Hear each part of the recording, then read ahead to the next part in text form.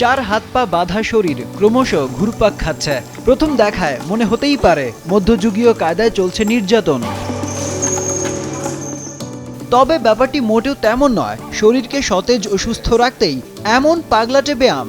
মানসিকভাবে নিজেকে চাপহীন রাখতে স্বেচ্ছায় নিজের হাত পা বেঁধে ফেলছে ওরা। দুবাইয়ের প্রমাস প্রিমিয়াম ওয়েলনেস সেন্টারে 2024 সালে শুরু হয় প্রাভিলো প্র্যাকটিস।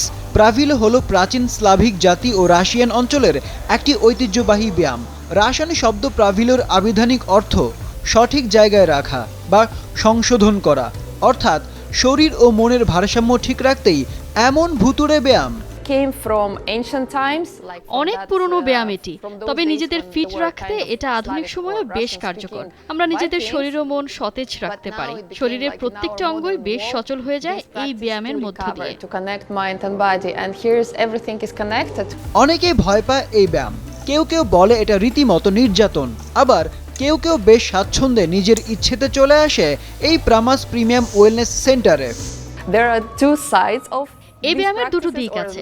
কেউ কেউ এই ব্যায়াম দেখে আতঙ্কিত হয়ে যায়, বলে যে এটা রীতিমতো টর্চার। আবার কেউ কেউ বুঝতে পারে এটা ভীষণ উপভোগ্য, তারা এই ব্যায়াম নিয়মিত করতে চায়।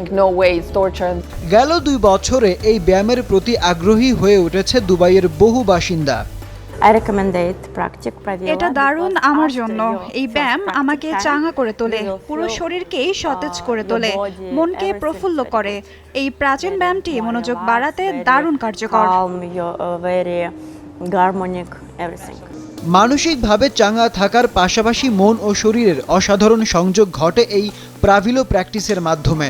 মনোযোগ ধরে রাখতেও বেশ কার্যকর এই প্রাচীন ব্যায়াম। আরিফ উদ্দিন নবীন, মাছরাঙা, নিউজ ডেস্ক।